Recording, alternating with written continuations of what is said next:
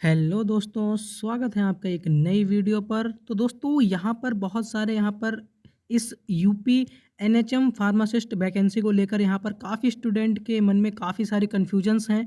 तो दोस्तों मैंने पिछली वीडियोस में बताया था कि यहाँ पर मैं आपको बताऊँगा कि कोविड सर्टिफिकेट यानी कि क्या इस वैकेंसी में किसी कोविड सर्टिफिकेट की ज़रूरत है, और फिर ज़रूरत अगर है तो फिर वो कहाँ से लेकर आएंगे आप, और कैसे कैसे क्या होगा, ज़रूरत पड़ेगी बाद में। दोस्तों ये 5% मार्क्स, 10% मार्क्स, 15% मार्क्स, इसका क्या मतलब है।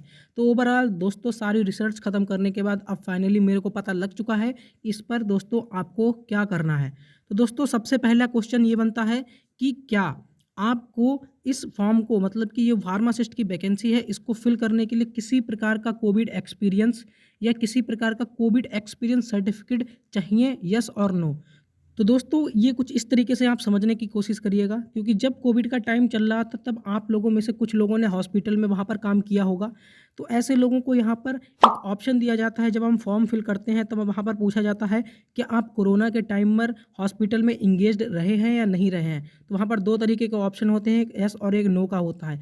अगर दोस्तों आपके पास, अगर आप इंगेज्ड रहे हैं तो आपके पास एक कोविड का सर्टिफिकेट मिल जाता है आपको। अगर आपको उस टाइम नहीं मिला होगा तो आपको अब ले लेना है जाकर। यहाँ पर पूरी डिटेल में यहाँ पर बात लिखी है, आप इसको पढ़ लेना, आपको सब समझ में आ जाएगा। फिलहाल यहाँ पर मैं आपको शॉर्ट में बताने की कोशिश करता हूँ। तो वहाँ पर ये पूछा जाता है कि आप कोरोना के टाइम में इंगेज्ड थे किसी अस्पताल में या नहीं थे। तो यस और नो के दो ऑप्शन है। अगर आपने काम किया है तो आप यस पर क्लिक करेंगे, और आपने किया है नो तब आप नो पर क्लिक करेंगे। तो अब दोस्तों इस यस और नो को क्या फ़ायदा है वो मैं आपको यहाँ पर बता देता हूँ। तो दोस्तों अगर आपने काम किया है तो आपको कुछ यहाँ पर एडवांटेज मिलने वाला है, कुछ नंबरों का यहाँ पर एडवांटेज आपको मिल जाएगा, ठीक है। और अगर आपने नहीं किया है, अगर आपके पास कोई भी एक्सपीरियंस नहीं है, तो भी आपको यहाँ पर डरने की कोई ज़रूरत नहीं है। इससे क्या होगा, इसको आपको बस थोड़ा सा जो एडवांटेज है वो नहीं मिलेगा, बाकी आप फॉर्म को अच्छे से भर पाएंगे। तो दोस्तों जिन्होंने एक्सपीरियंस लिया था या जिन्होंने कोविड के टाइम में वहाँ पर काम किया था, तो उन लोगों के लिए मैं यहाँ पर आपको बता दूँ कि अगर आपने कुछ 6 मंथ तक अगर आपने काम किया है वहाँ पर, इंगेजमेंट अगर आपने दिखाई है अपनी, तो आपको 5% मार्क्स की यहाँ पर आपको एडवांटेज दिया जाएगा, ठीक है। ऐसा यहाँ पर ये साफ साफ इन 3 लाइनों में लिखा हुआ है।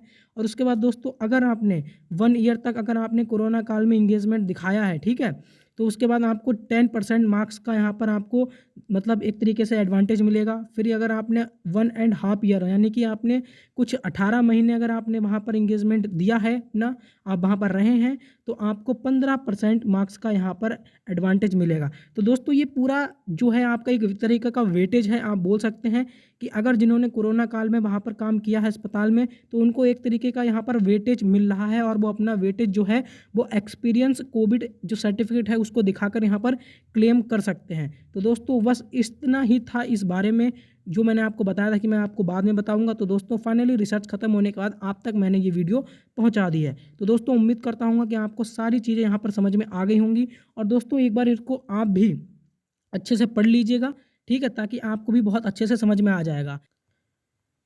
तो दोस्तों यहाँ पर जो नोट के बाद जो 3 पॉइंट दिए गए हैं वो आप अच्छे से पढ़ लेना, एंड देन उसके बाद भी यहाँ पर आपको कैसे कैसे आप कोविड एक्सपीरियंस सर्टिफिकेट आप ले सकते हैं वो सब यहाँ पर लिखा हुआ है। और जिसके पास अगर हो पहले से ही तो दोस्तों उसमें कोई दिक्कत नहीं है, आपको वीडियो में बताई गई इन्फॉर्मेशन सही लगी होगी। और दोस्तों मिलते हैं आपसे नेक्स्ट वीडियो में, तब तक के लिए आप चैनल पर बने रहें। ऐसे ही भी आगे आपको काफ़ी सारी इन्फॉर्मेशन इस चैनल पर मिलती रहेंगी।